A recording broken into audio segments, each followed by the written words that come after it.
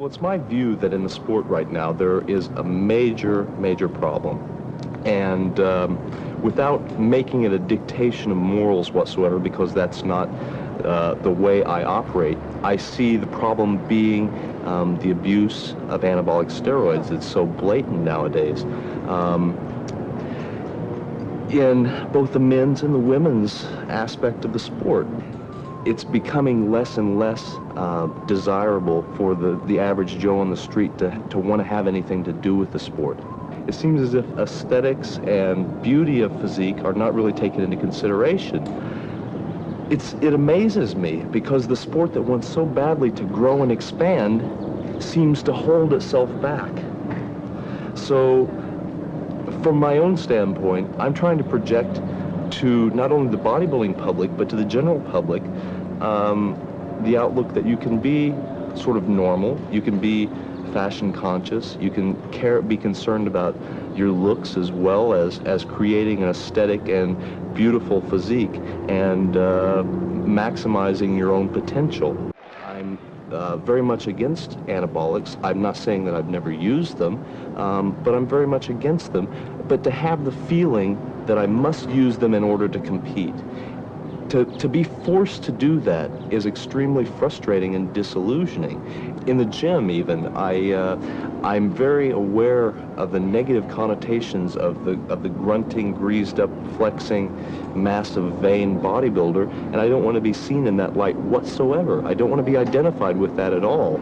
And so therefore I usually train covered up. I'll wear a sweatshirt in the gym and shorts and train as I'm comfortable, but it's not important for my ego to be oogled and admired constantly every day and to have my physique perused each time I come into the gym. I'm there to do something for myself and to use the time as economically as possible, and I dress for the utility of that purpose. Come on.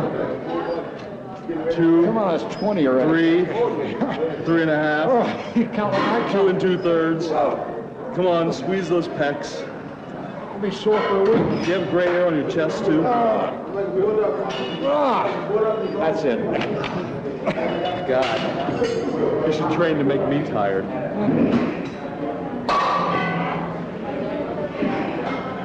I'm very proud of being a competitive bodybuilder, of being Mr. Universe, of being the American national champion. It's a segment of my life that'll always stand out. But as I've trained for the past 2 Mr. Olympias, I found that my life has become more cluttered and a little less pure in the sense of bodybuilding. 2 years ago, I started a company, Bob Paris Fashions, which was clothing oriented towards athletic body.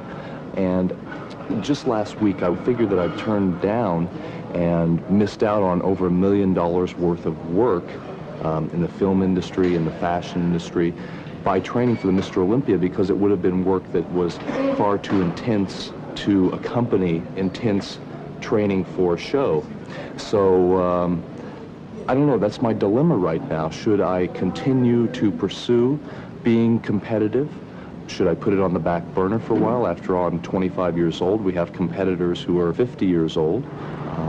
Or should I consider myself having gone through that phase of being a competitive bodybuilder, and now Bob Paris moves on to pursue other projects, because Bob Paris, quite frankly, has a lot of interests in life besides just competitive bodybuilding.